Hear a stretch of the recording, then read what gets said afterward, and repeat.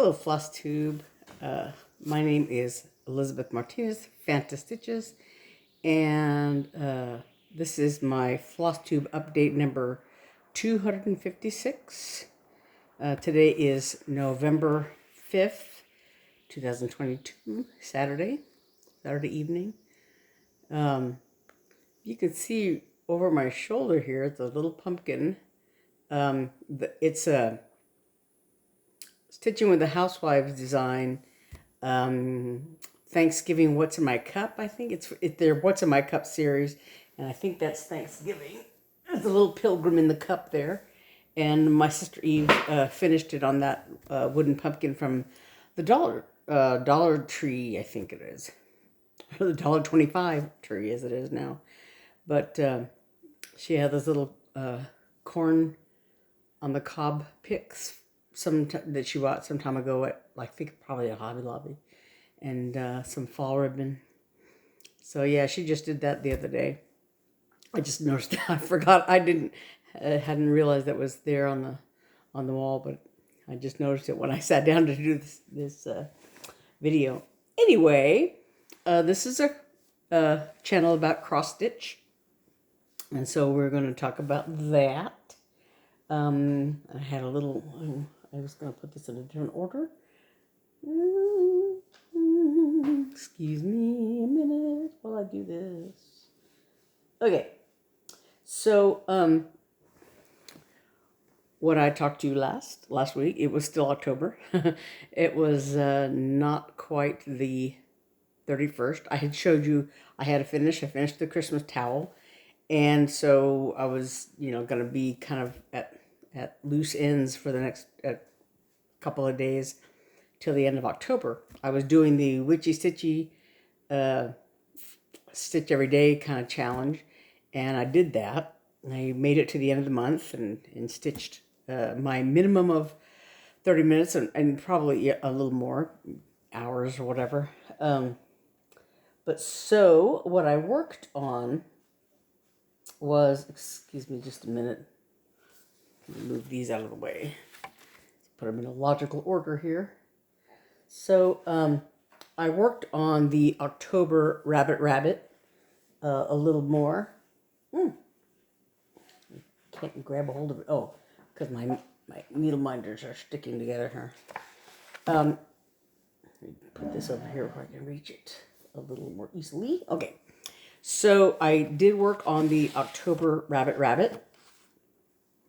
This one that I had struggled with the original called for color. This brick color was not showing up on the fabric that I chose, and I wanted to stick with the fabric. So I just changed the one rabbit. So this is the Quince Blossom color. It's an almost white color, and this is the called for acorns color here. These are all silks. These are silks from Gloriana silks.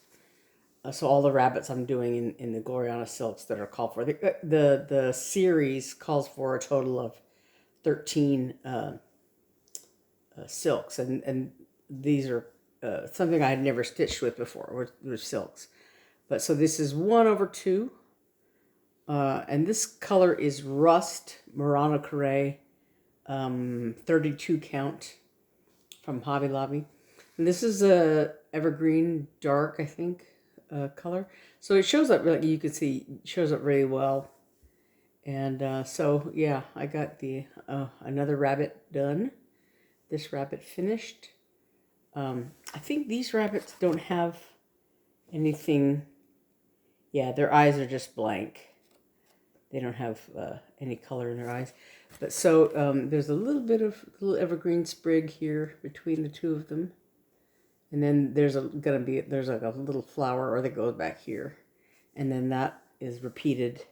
And then there's a little, like a flower thing in the middle there. Or a few colors in between.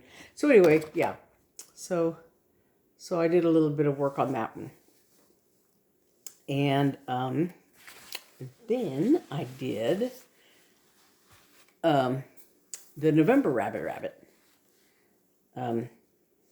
So let me get this out of the way, because I kind of stopped in the middle of this. I have my glasses on, so I hope that's in the right place.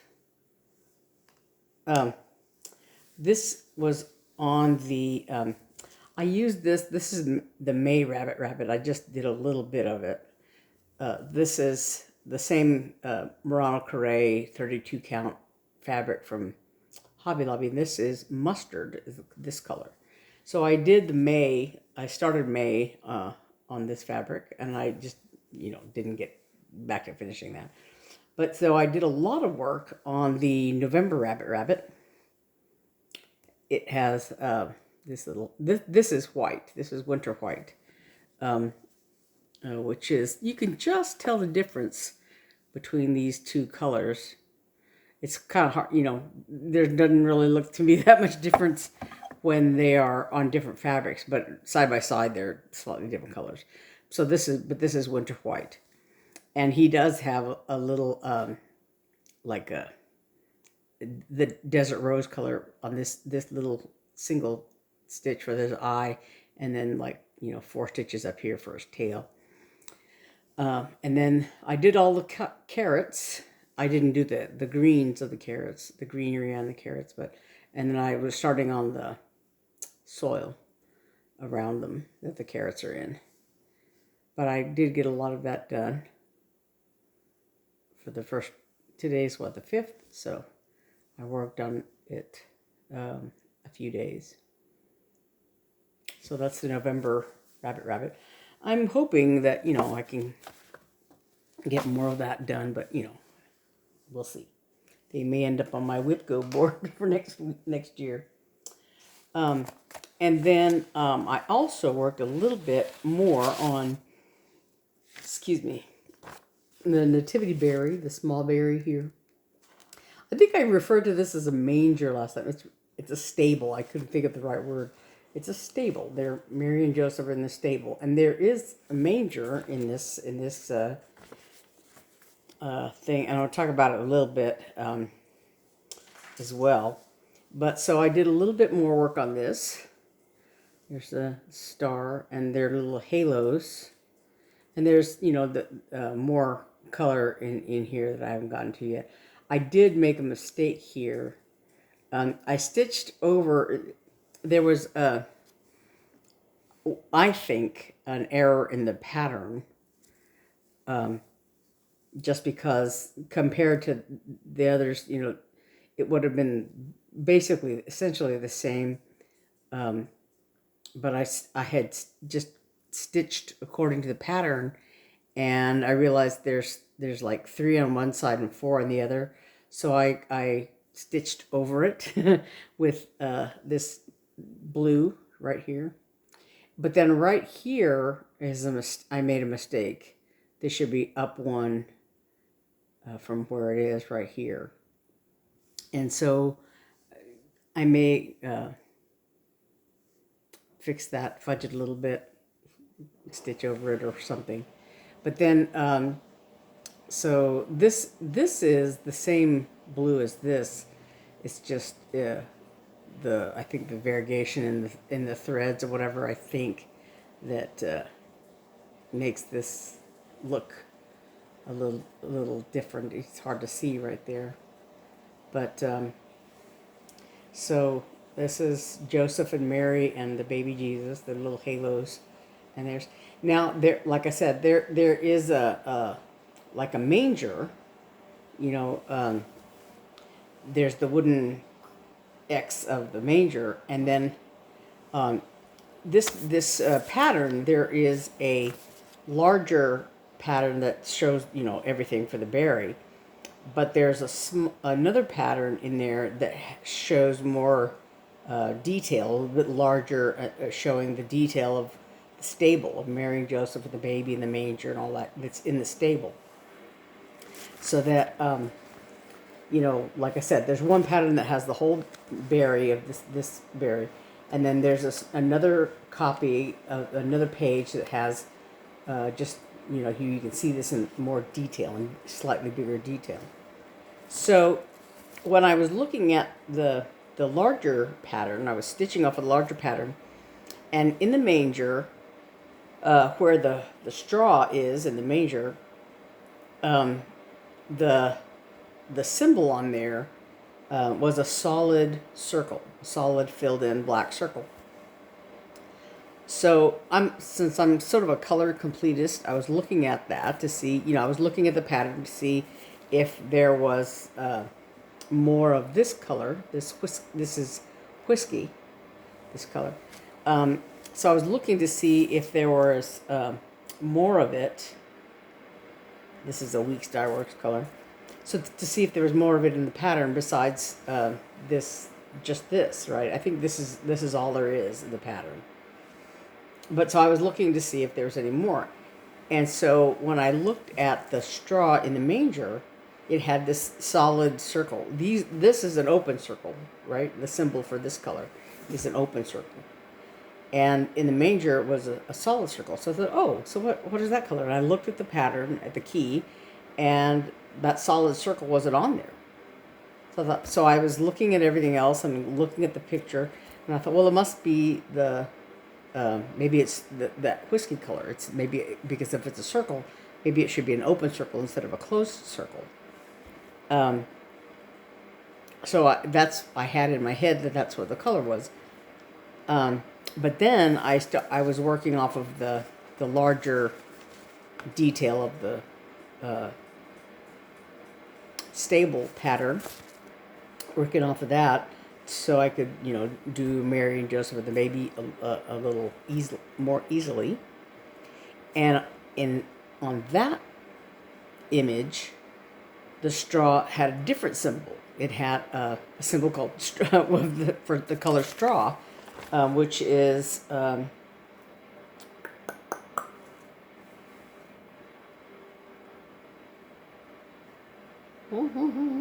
it's a weak Starworks color.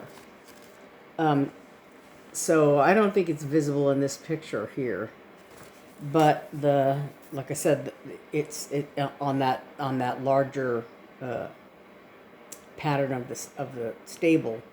It has the proper symbol on it, the symbol for the straw color. So fortunately, I had not stitched it in the wrong color, but so it kind of goes like, oops, sorry, it goes down here somewhere. But yeah, so anyway, that's the Nativity Berry, and I hope to do a little bit more of it this month so that I can finish it in time for Christmas. Okay, and then the other thing I did yesterday, my sister had a physical therapy appointment, and the physical therapy place is right across the street from the grocery store, and we had to do a grocery store run, and so we were working it out that we would do it right after her physical therapy appointment. So I was waiting in the car,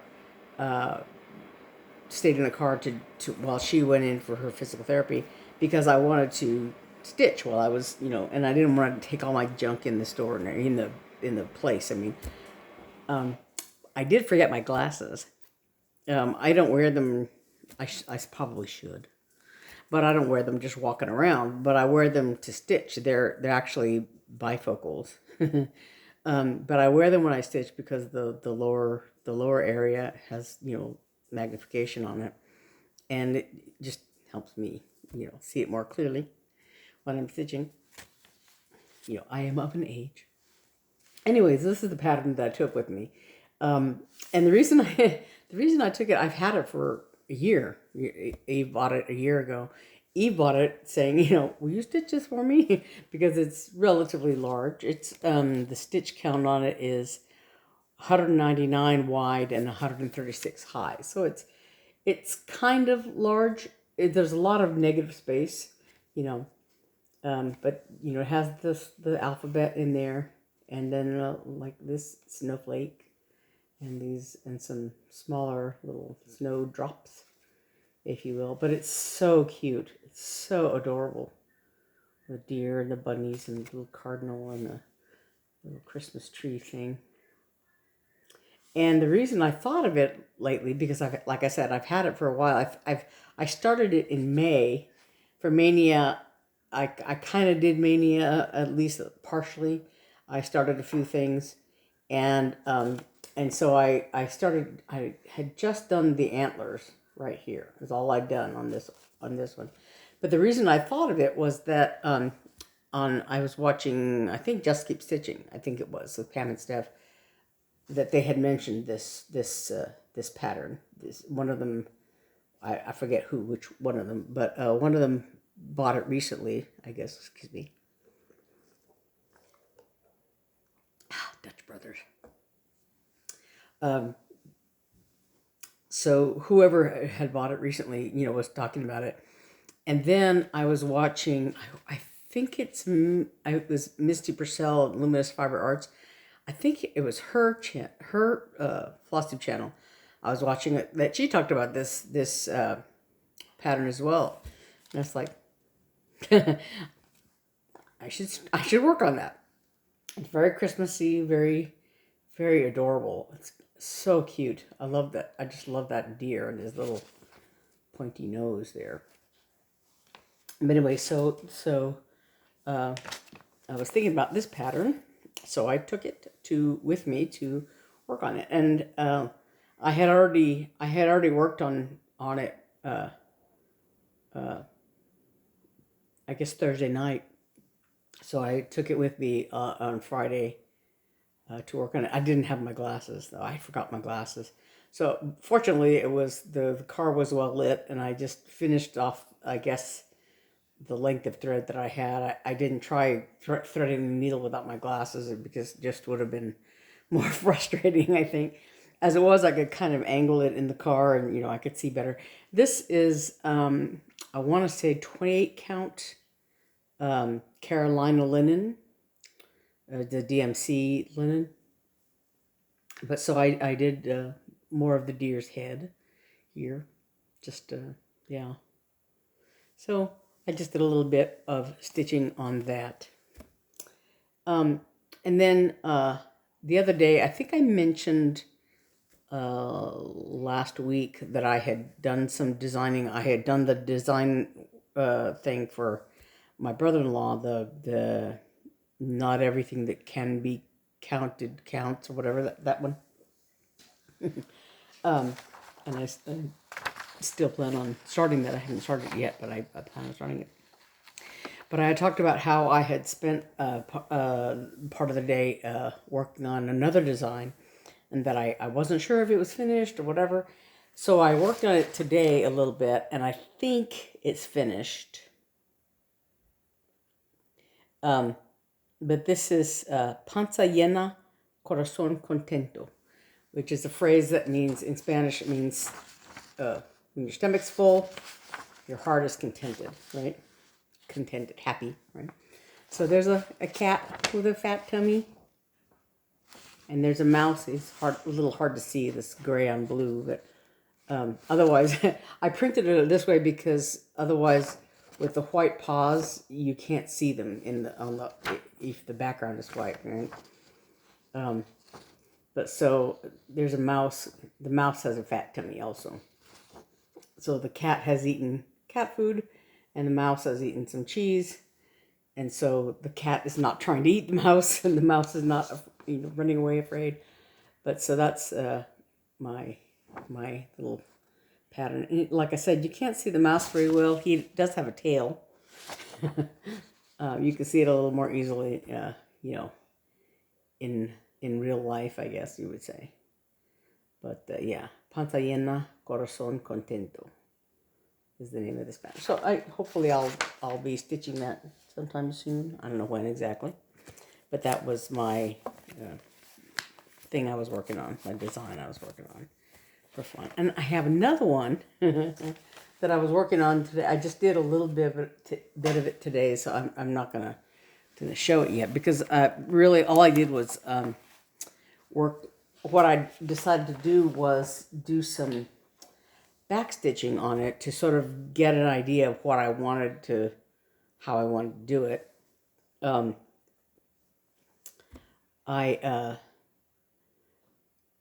want to tweak it. I want to, just to make it look a little nicer.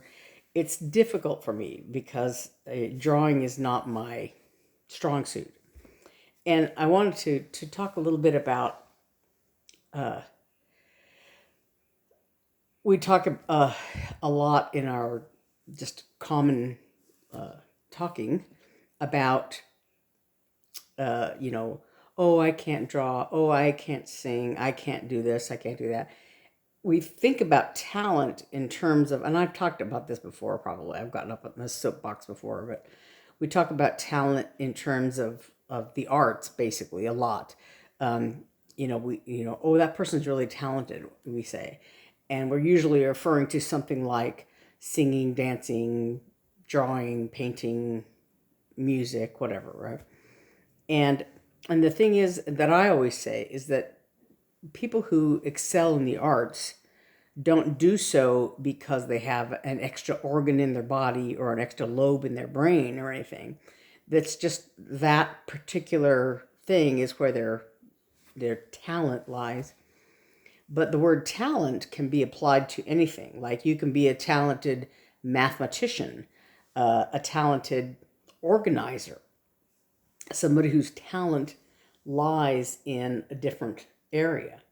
So it could be math, it could be science, it could be society,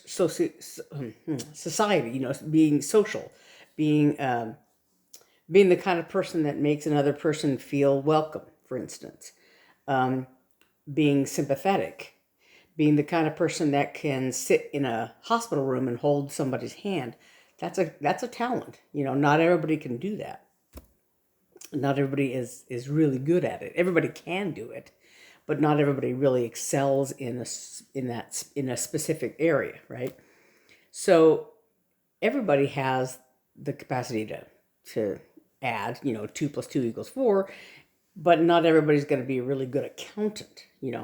That may be it may be an area that you are competent in. Maybe if you work in that area, or you, because of circumstances, you do that as part of your job. But then there are some people that are going to be really, really good at it because that's where their talent lies.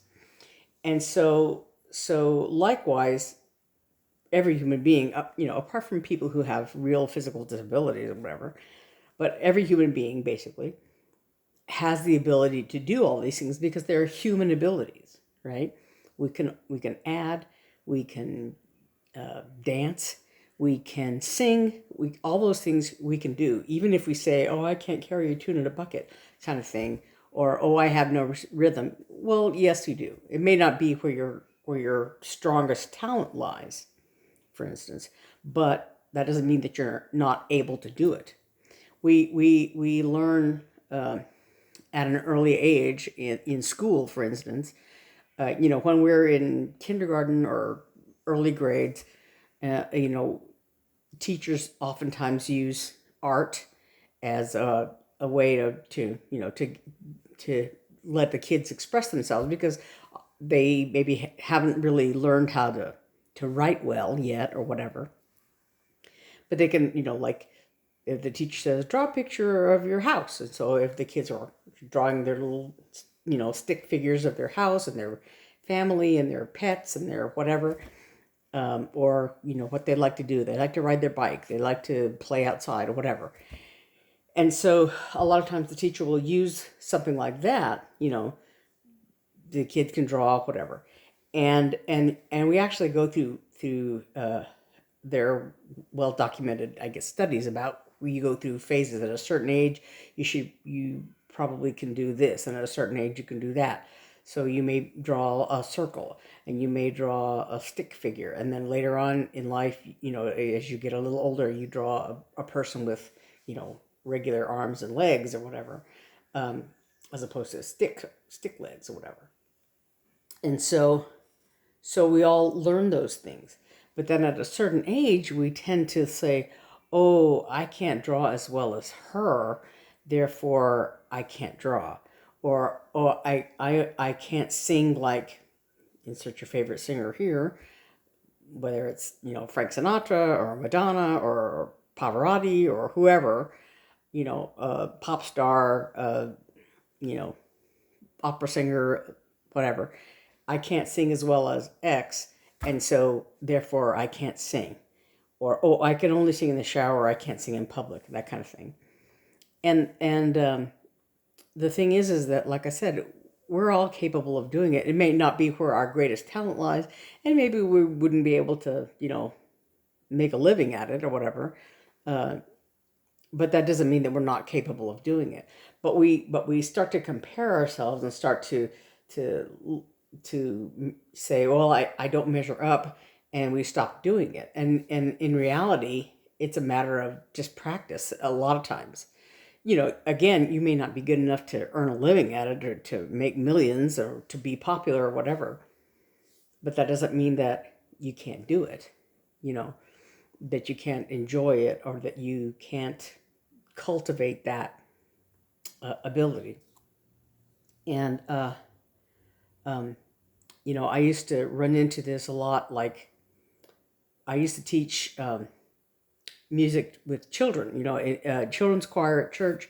And then also I worked at a kindergarten and preschool kind of nursery school kind of place. And one of the things I did, or the reason they hired me, I gotta move my chair, excuse me. One of the reasons they hired me was was to teach music.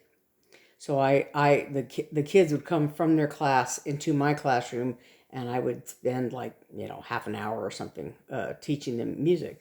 And so you could tell the ones who had music in their homes, singing and stuff in their homes, from the kids whose parents didn't do any kind of music with them, and because they could not, they were learning how to, I should say, learning how to match pitch.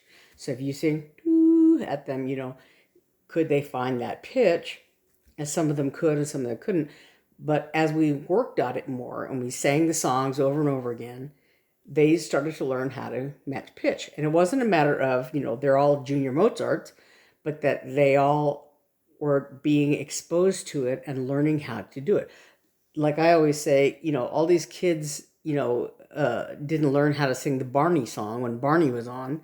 They didn't learn how to sing Barney because they were musical geniuses. They learned how to sing it because every day they listened to it. If they were watching the show, they would watch it like every day, and they would sing along with Barney because they liked the show, and so they learned how to sing that song. And that's true of any like most of us can sing some kind of jingle that for a commercial jingle or a show theme song or something. We recognize it. We can maybe able to sing along. We can sing Happy Birthday. We can sing Mary Had a Little Lamb, things like that. Songs that you hear often. That's just ear training. Hearing the song, learning how to sing along, whatever, right? And so that's just a matter of every human being can do that. It's just a matter of exposure and practice. And it's the same thing with drawing. You can draw a little better if you keep at it. Again, that's not where my major talent lies, but that doesn't mean that I can't do it. I just have to work a little harder than somebody who for whom it comes very easily. And so I've sort of worked at that and learned how to do it. It's just not as easy for me as it might be for my sister Eve, and that's because that's where her stronger talent is. She is very creative in almost every sense. You give her a couple of popsicle sticks and a pipe cleaner, and she's got something for you. And for me, it's like it's hard for me to think in 3 dimensions. For instance, it's just that's just my mental bent, if you will, and so sometimes it's so something like that is harder for me than it is for her, for instance. But that doesn't mean that I'm incapable of doing it. It's just a matter of more practice and working at it. Anyway, so I don't even remember why I started talking about that. Probably about drawing and designing or whatever. So drawing, my design, those are harder for me. Like I see a lot of people who are designers who design patterns and all that, and I think that in some ways you get better at it the more you do it. And some people, they're just very artistic that way. Like I said, I was watching Misty Purcell of Luminous Fiber Arts, and she on her channel she talked about how the number 7 of the Miscapades, the big centerpiece, if you will, of number 7, it has just been released. So I need to get that. But she also talked about these kind of like they can either be gift tags or little pillows or ornaments or whatever, or you can stitch them in one big setup. There's like a set of 6 of them. You can do them in one square, or you can do them as like a sort of a bell pull kind of shape. Anyway, but she was talking about how she's talked about sometimes about how she sort of draws them and designs them or whatever, and the different phases that she goes through in conceiving them and drawing them, and they're really cute. And to me, something like that is a little bit more difficult to imagine being able to do than for other people, because that's where their strength lies. For me, I really have to work at it. And a lot of what I've learned in terms of design work or whatever, I've learned because of seeing other people, what other people come up with, and how they do it, and sort of not copying what they do, but sort of seeing like okay, to make a round shape, you do this and this and this and this, and that helps rather than like I for instance don't like fractional stitches as much. I think most of us have kind of a love-hate relationship with them. So that a fractional stitch will give you a rounder shape, for instance, but then you have to do those fractional stitches, and it's harder. Like it might be easier on even weave kind of thing, on an even weave kind of fabric, but more difficult on like Ada, if you have to like split the square on Ada. And so it's very easy if you're using just whole square stitches, but it's harder to make a round shape sometimes. You have to sort of like think, where do I go from this many stitches to reducing the line to without it looking too choppy or something, for instance. So so those are all things that I'm personally just now learning how to do it. For some people, it comes more easily, especially if they've been doing a lot of designs. They can sort of, know what they want to do and do it more easily. But so anyway, those are all things that, that we struggle with. But as people doing something creative, we can all, I think, work with that and cultivate that experience and learn from it, and maybe be able to do a little more. Anyway, I've been on that soapbox for a while. One of the things I wanted to mention before I forget is the Etsy shop I have with my sisters. Three Sisters Creative is the name of the Etsy shop, and there's a lot of stuff on there. There's a little bit of Thanksgiving kind of stuff, Christmas things. We have needle minders and scissor fobs and stuff for Christmas, as well as PDF patterns. But one thing we also have is project bags, and my sister just did some new ones for fall. So we have a sale going on our Etsy shop. It's 30% off of purchases of $50 or more. And that's something you could probably easily get with, you know, a couple of project bags. So we have this one here is a vinyl front project bag. There's a little pumpkin charm on there.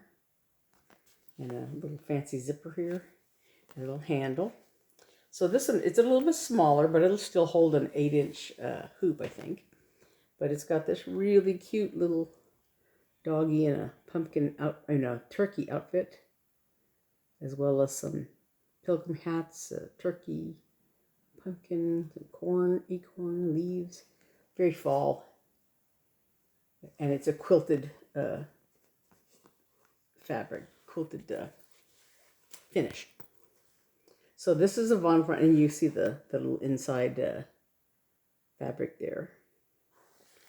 So there's the project bag and a zippered notions. There's a little charm on that one. This is it looks like an acorn.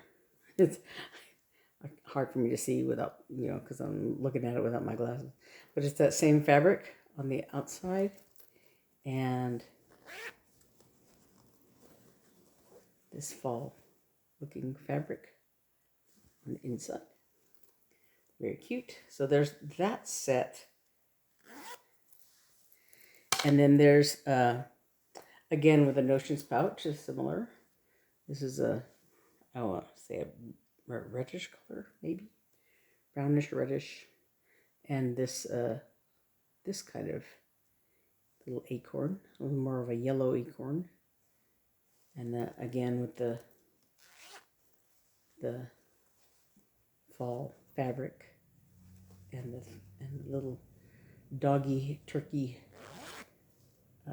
Thanksgiving fabric. There's a doggy he's in a pilgrim hat here on this one. Yeah, see, he's in the pilgrim hat on this one also. There he is. These little,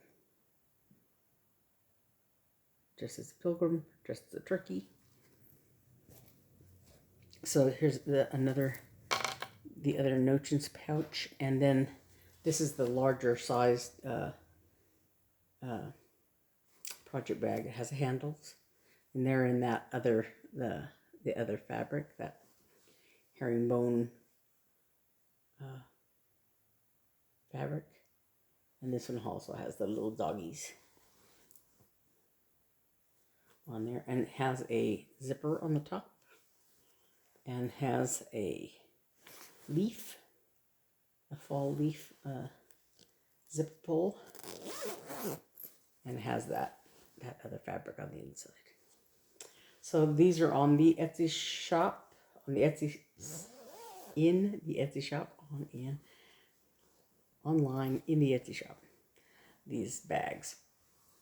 So those are, like I said, currently available for Thanksgiving. The quilted bag and this larger bag. They both have handles and matching notions pouches. So, like I said, we're having a sale there, 30% off of $50 or more.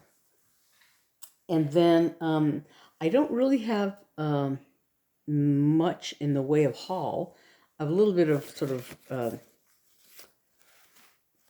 not necessarily stitching related haul. We went to Target the other day, and I found these in the little dollar spot. These little snowman. It comes in they're like a little net bag with 3 little snowmen in it. So they're really cute. They're just like a styrofoam ball inside, and then like a fleece fabric, and then they all have knit caps and matching scarves. So cute. So I bought those because there were 3 of them, like 3 sisters. And then also these little sleighs. They have these little sleighs. They're just wooden. You know, should be painted. And there's little runners. So cute. And then this I couldn't resist. this out of the way here.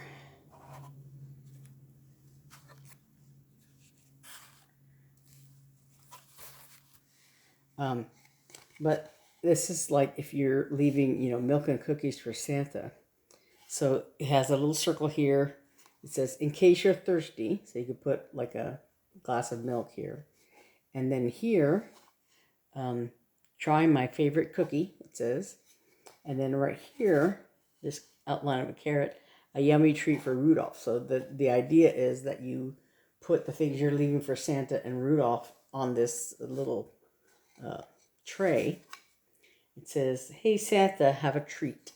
So you could leave that out, for your kid, for Santa Claus, for your, for your kids to leave out for Santa to come have milk and cookies and a carrot for Rudolph. And so I thought that was just really cute. So yeah. And then the other thing was I got a little bit of Happy Mail. One of my viewers,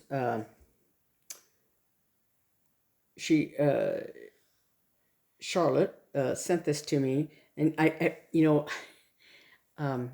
had mentioned before that her last name is the same as a colleague of mine from the symphony when I used to live in Little Rock. I think he's retired now, but he was in the symphony the whole time I was in it. He was in it before me and after me, but he was our principal trumpet player. Sorry, I'm going to speak a little more clearly. But his last name and her last name are the same, and so every time I see her name, her full name, I always have it do a double take. I'm like, wait, I never knew his wife's. No, it's not his wife. It's this other person. So she gave me her Instagram and Facebook handle in there, which I do recognize immediately. But anyway, she sent me this little thank you card. Some time ago, I sent her a couple of patterns. I had a bunch of patterns that I sent to various people, and I gave the ones that she got were a couple of patterns I had that were it was a peach iris and a blue iris. These two patterns. And she was just saying that, they're among her favorite flowers, but that her grandfather used to use the leaves on her backside. He used to whip her with the leaves, I guess, when he would catch her playing with the chickens when she was little, she said. But yeah, so she sent me this nice little card. And yeah, as a thank you. And then my aunt sent me a birthday card. It was a little bit late, but it was like I celebrate all month long, so so I got it after my birthday, but I think maybe before the end of the month. But anyway, so she sent me a very nice card, and she sent me a gift card to Joann's. And the thing is that I think my sister and I hadn't checked the mail, in a couple of days. And after we got back from going to Joann's, we checked the mail and there was the card there. And I thought, I could have used that, at Joann's.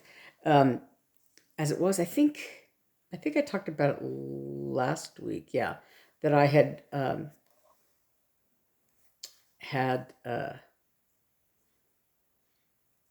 bought some fabric there. Something, I'm